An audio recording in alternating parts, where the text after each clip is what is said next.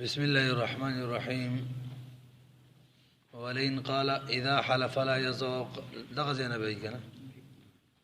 لا يضع قدمه في دار فلان يحنس لو دخل حافيا أو متناعلا أو راكبا،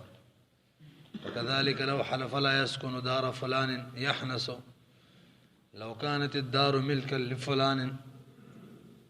أو كانت بأجرة أو عارية، وذلك جمع بين الحقيقة والمجاز. وكذلك لو قال عبده حر يوم يقدم فلان فقدم فلان ليلا أو نهارا يحنس. ونجب دا اعتراض پرونم کړو په دې فصل کې د حقیقت او د مجاز بیان شروع دی. دا ویلو دا د تقسیم ثانی اولنی دوا اقسام دي. تقسیم ثانی په اعتبار د ظهور سره دی،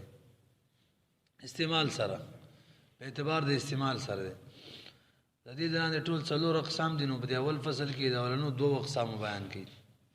حقیقت تعریف هم کړي وا غلط استویل کیږي چې کومه معنی د پاره وځ شوی په ماغي کې استعمال شي. مجاز تعریف هم کړي وا غلط استویل کیږي چې د کومه معنی د پاره وځ شوی هغه نه تجاوز کی او په بل معنی کې د مناسبت د وجه استعمال شي. مې مولا یو مشترک حکم ویلو چې حقیقت او مجاز با په یو وخت کې د یو لفظ نه دواړه معنی نه اخیستل کیږي. حقیقي معنی او مجازي معنی په یو وخت کې د یو لفظ نه اخیستل کیږي. دا قانونو تفریعات هم بکړیو کنه ګڼ. اوس موږ احناف باندې درې اعتراضات دیر کتاب کې ذکر دي. اعتراضات دا کې اول اعتراض دا پرونم ویلیمو یو سړي قسم وکړو چې زبا د پلاني په کور کې قدم نه ږدم. تاسو حناف د دې په اړه کې وی دې کې حقیقت دار چې قدم کی دي صرف یعنی پیدل داخل په خوبل داخل شي او که سبلې بوټانی ور داخل شي دا مجاز دی، یا په سواری باندې سوري به داخل شي دا څه مجاز دی. تاسو حناف د دې باره کې وی که په خوبل داخل شي، که پیدل داخل شي، که په سواری داخل شي، درې واړو صورتونو کې تاسو یې حانس کیږي. دې کې خدای دو صورت د مجاز دی، یو صورت د حقیقت دی. دا خو جمع را بین الحقیقة والمجاز. اسی وکنو اور کلاو پرې دمونی صاحب کلاو. دویم صورت دا یو سړي بل مبارکی ویل یو سړي قسم وخړو زه به د پلاني کور ته نه داخليږم، اسكن دار فلان پلاني په کور کې ونه اوسېږم. د پلاني د کور نه حقيقي معنی دا ده چې دا د پلاني د کور حقيقي معنی دا ده چې دا خپل کوري ملکیتن او چې هغه په اجاره نیولې یا چانه په سوال غستې مولای مفت کې چا کور ور کړی اسی کړی دي نالي ولا ور کړی ملکیتن نه نو اعاره وته ویل کی. دا دای مجازي معنی ده چې کور خپل حقيقي معنی ده او کور په اجرت کې اجرت معنی نیولې مجازي معنی ده کور چا اسی ور کړی د اوسېدو د لپاره او پسې تخلی نو دای مجازي معنی تاسو حناف په درې وړو کې انس کیږي. دې کې یو معنی حقيقي را دو مجازي دي. جمع را بین الحقیقة والمجاز. دریم یو سړي ویل کچري سی ویل عبد حر زما غلام به آزاد وي په ورځ باندې چې پلانې رااله په کوم ورځ چې پلانې رااله مثال د سی وی په کوم ورځ چې زید رااله نو غلام می آزاد. د دې حقيقي معنی دا ده چې کوم رڼای د ورځ یعنی انور راختون والا تنور پر وته پورې دغه ورځ ده. دا حقيقي معنی ده. او مجازي معنی وخت د وخت چې شپه ورځ دواړه داخليږي. تاسو حناب دلته مجازي معنی حقيقي دواړه لیکي د ورځ راشي هم هانسي غنئ یعنی غلام په ازاديږي او که چېرې د شپې راشي به هم وي حانس ته غلام په ازاديږي. په دې درې واړو مسلو کې جمع راغلي بین الحقيقة والمجاز. رسم ملي شه بدی د دې جواب نمخ کې ما تاسو ته اصطلاح ویلې و چې هغه ته ویل کېږي عمومي مجاز. عمومي مجاز شاته ویل کېږي د لفظ نه یو عام معنی اخیستل، د لفظ نه عام معنی اخیستل دا سي عام معنی چې حقیقت یو فرد وي او مجاز یو فرد وي. لفظ نه یو عام معنی اخیستل حقیقت فرد وي مجاز فرد وي. یعنی دا داسې معنی وي چې دې کې دواړه مراد وي. رسې کنه پی نو جواب د درې وړو دا چې د درې وړو کې عمومي مجاز دی. اوله مسله څه و؟ د پلانی په کور کې به قدم نقدم. موږ مولوی صاحب د پلانی په کور کې به قدم نقدم د دینه مراد داخلي ګم بنا داخلي دل ته مراد دی او داخلي دل عمومي مجاز دی. قدم د دې په خو بل داخلي کې دام د داخلي دو یو فرد دی او که صبرې بوټانې په خوکړی داخلي کې دام د داخلي دو یو فرد دی او که په سواری داخلي کې دام د داخلي دو فرد دی. د مراد دا چې داخلي ګم بنا بس که په کومه طریقه داخل شوانسته جمع بین حقیقت او مجاز نه دا کړي وای نه شولې بي. دویم صورت کې چې زبد پلانی په کور کې نه اوسېګم تاسو ول معترض ول چې کور داغه خپل وی او باغی کې اوسېږي نو هانسته ځکه لا حقيقي معنی ده. او تاسو حناف خو وی کې کور به جرانی ولې به هانس کیږي یو راچا سي ورکړي کړي تینالي به هم څه کیږي هانس کیږي. دا حقیقت او مجاز جمع شو. موږ جواب کو دلته عمومي مجاز ده. دلته مراد دا چې بلانه په کم کور کې اوسېږي زبالته نه اوسېږي نه که کور کې اوسېدل داغه ملکیتونو یعنی خپل کور یو ام په کې اوسېږي دام یو فرض شو. په اجاره نیولې ام په کې اوسېږي دام یو فرض شلو او که په سوال چانه خسته ام په کې اوسېږي دام فرض شلو. وای نه شولې دې اخیری جواب برست کوله ګورته وګورئ. ولئن قال کچری څوک اعتراض وکي اذا حلف چې یو سړی قسم وخوري لا یزو قدم او چې دا بخپل قدم نګدي فی دار فلان اند بلانی پکور کی تاسو حناف او یحنسوها نسکی لو دخل حافیا کچری داخل چې په خوبل او متناعلا رسې حال کې سفلی به خو کړي او راکبا یا سور وی بچ درې وړو حالاتو کې انس کی. وکذالک دویم اعتراض همدغه شان دویم اعتراض چې حقیقت او مجاز کې جمع راغلي. لو حلفا یو سړی قسم وخوري لا یسكن دار فلان فلانی پکور کې بدانو اوسېږي یعنی زبنو اوسېږم یحنسو دا سړی حانس کیږي. لو كانت الدار ملکا لفلان کچریو دا کور دا ملک د فلانیو او كانت باجرت یا باجرت معنی ولې به حانس کیږي او عاریت یا عاریت معنی چن ولې سوال معنی اره ویل کیږي څوک چاله بغیر د پیسو نه ورکی کری تینا لیکا ملکیتنی ورنه کی خو کریم تینا لی. وذلك جمع دام جمع د بین الحقیقت والمجاز دو اعتراض دریم. وكذلك يسري دغه شان لو قال يسري العبد حر غلام بم آزاد يوم يقدم فلان اغرز معنی چې فلانه راشي فقدم فلان ليلا او نهارا فلانه راشي د شپې یا د ورځې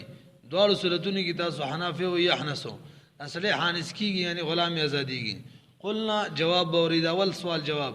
وذل قدم صار مجازا عن الدخول دا وضع قدم چې دا مجاز دی دخول نه مراد نه دخول له دخول دا سه مجاز دی چې عموم پکې پروت دی. مجازي معنی بیا فرد دی حقيقي معنی فرد دی. نو مجاز گویا چې په دوه قسم شو. یو هغه مجاز دی چې هغه صرف حقيقي معنی مجازي معنی فرد وي حقيقي معنی ضد وي. دویم هغه مجاز دی چې هغه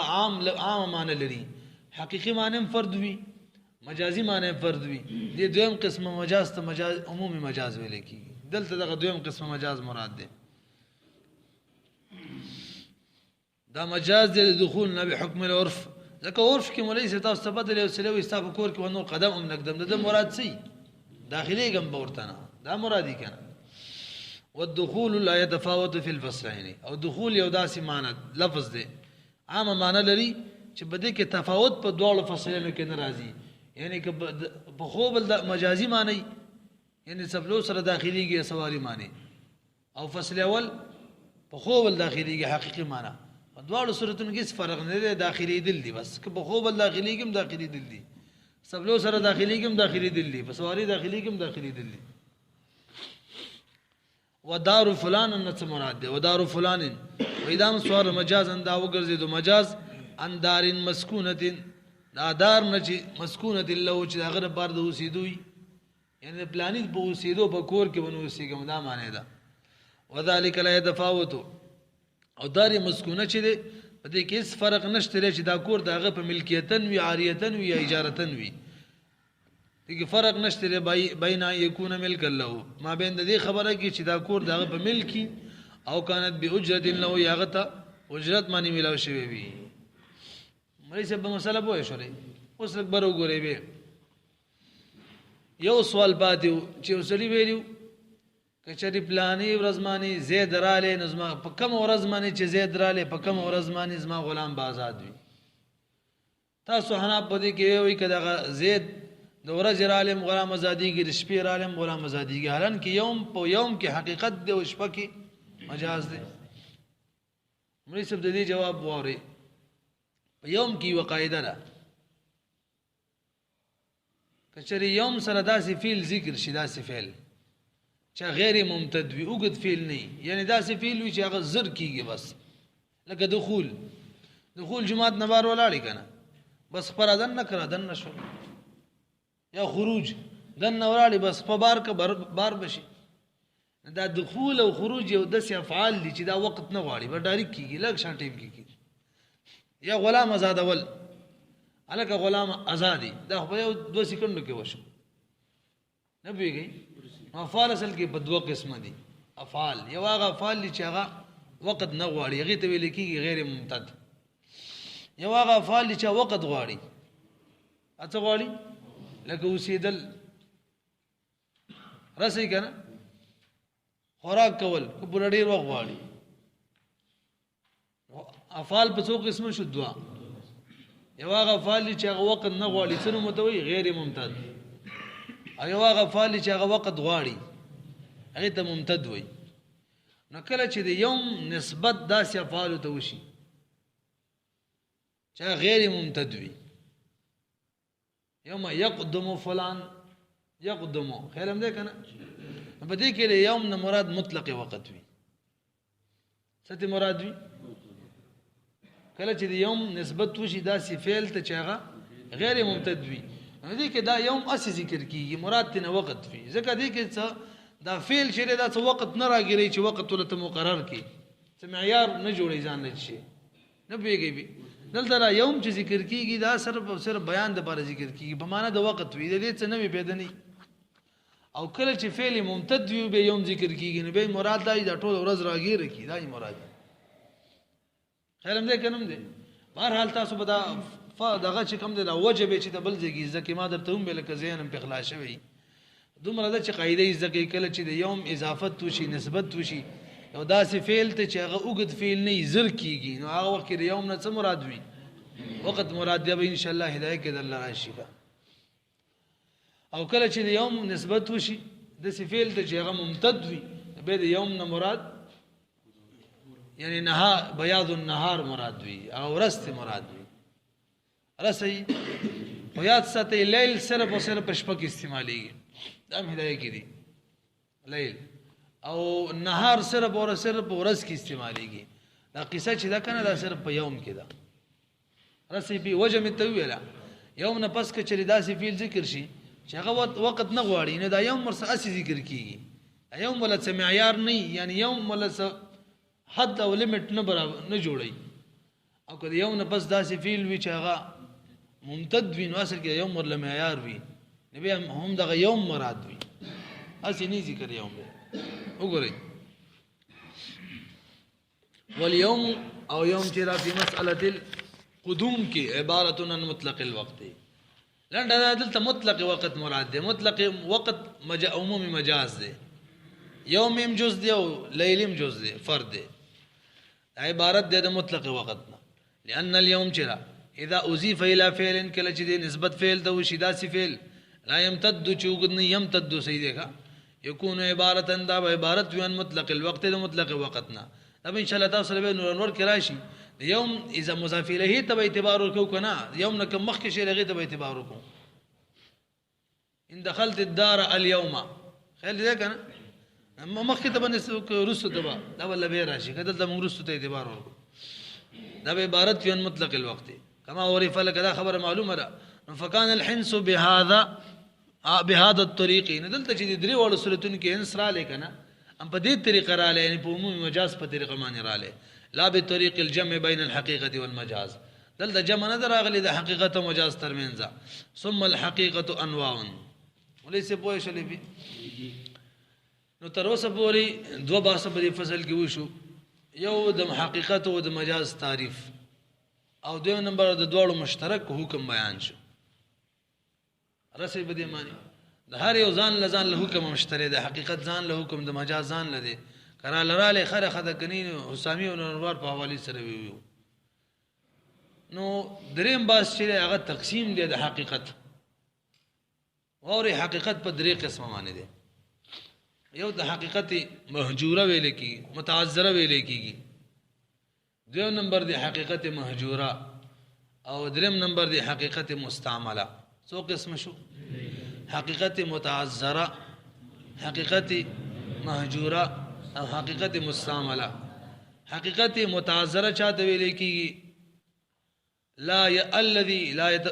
التي لا يتوسل اليها الا بمشقه دا حقیقت ویل کیږي چې هغه ته سره نه رسیږي مگر که رسی په مشقت سره رسی یو سره وی الکه زب وی دغه ونه نه خورم دې حقیقي معنی ده چې دغه تنو خوري نو تنه خورل ډیر ګران دي نشي خورل که خوري نو ډیر سختي به خوري کټوي باندې دی سره وی زب دغه کټوي نه خوراک نه کوم حقیقي معنی دغه کټوي کړه کودین او کودې خورل ډیر ګران دي او که اوس پني نو به خو اوس پني بالکل ناممکن دي دغه خوراک رسې کنه به رسې حقیقت متعذره چاته ویل کیږي التي امول یعقوب لیکلی دي لا يتوسل اليها الا بمشقه دو نمبر دی حقیقت مهجوره دا چاته ویل کیږي التي تيسر الوصول اليها فوري مناسب دا حقیقت ته ویل کیږي چې هغه ته رسیدل آسان وي سره ته رسیدې شي یعنی په حقیقت باندې عمل کیدې شي خود مرده چې عرف کې خلکو دغه حقيقي معنی پرخي يتوسل الى التي يتيسر الوصول اليها ولكن ترك ارادتها اراده متروک شوی وای نه شلې مثال به سوي الکه زبد پلانی په کور کې قدم نقدم نو دی حقيقي معنی صرف قدم کې خودل دا څنګه نه دا خاصانه ده نه برسه عرف کې خلک دغه معنی نه دي بلکې عرف کې خلک ساري داخلي ده الکه زبد نیر نو بنس کم د خپل حقيقي معنی دار چې خله پکې دی ورته سملی او بو معنی خله کې دي خلک دغه معنی نه لي خلک عام معنی لسکل کا بجام سره کا په ګلاس سره کې په لپ سره کې خله پکې دي نه به راسي خبره معنی دوا حقیقت شو دریم نمبر دی حقیقت مستعمله هغه حقیقت ته ویل کېږي چې هغه مستعمل وي هغه دغه میوه بنه خورمانو بس میوه خور خپل سره خورې شي سو قسم شو حقیقت متعذره حقیقت مهجوره حقیقت مستعمله وجه حصر مشتری حقیقت بخالی نوی یا باغی ته رسیدل یعنی په حقیقت معنی عمل کول سخت وی یا آسان وی که سخت وی حقیقت متعذره ده که آسان وی خالی بنی اور بپریخی دغه حقیقی معنی یا بنی پریخی که پریخی مهجوره ده او که نی پریخی نو مستعمله ده تعریفونه خو مزدک کنه تاسو ته لګو ګورئ ثم الحقيقة أنواع بيد حقيقة أنواع دري ثلاثة دري متعذرة ومتعذر دي التي لا يتوصل إليها إلا بمشقة ومهجورة ديم نمبر مهجورة دي التي يتيسر الوصول إليها ولكن ترك إرادتها بے مستعملة دي مستعملة چاہتے ویلے کیگی ملی سے بچی متعذرة هم نوی او مهجورة هم نوی یعنی نا غید پا حقیقی معنی عمل کول سخت وی او نه خلق پریخي بلکې آسانم وي او خلق په عمل هم کوي په دې خبره تقسیم باندې خو پوه شئ دې تقسیم پیدا څه نو اوس ووري ولې چې کله چې مجاز راشي مجاز او په مقابله کې حقیقت متعذره او حقیقت مهجوره راشي یا حقیقت متعذره راشي یا حقیقت نو ټول اتفاق دی چې په دې وخت کې په مجاز باندې عمل کوو حقیقی معنی به نه مراده قاعده ز شو کله چې حقیق یو لفظ ذکر شي هغه حقیقی معنی مهجور ای یا حقیقی معنی متعذر ای د ټول اتفاق دی چې کومه معنی به مراد وي وس مجازي معنی به مراد وي یا کړه حقیقی معنی نیت کړو دیانتن به خبر منوخه یاد ساتي قاضي ال فیصله کوي چې خبره د ظاهر موافق وي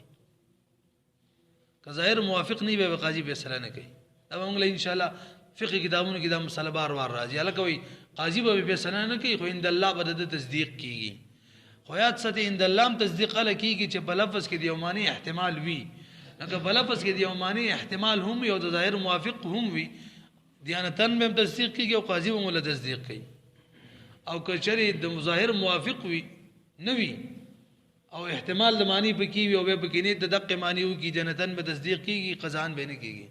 او په یو لفظ کې د یو معنی نه احتمال موجود وي او نه ظاهر موافق وي دغه معنی نه به ان الله په دغه خبره کې تصدیق کیږي او نه به یو سره خځې ته وایي دالې ټوله غوا یو ازما د طلاق نه ته نه بده کې نه احتمال شته دی خلم ده کنه انا ظاهرا دې کې طلاق څخه خبره شته بهر حال ګورې ته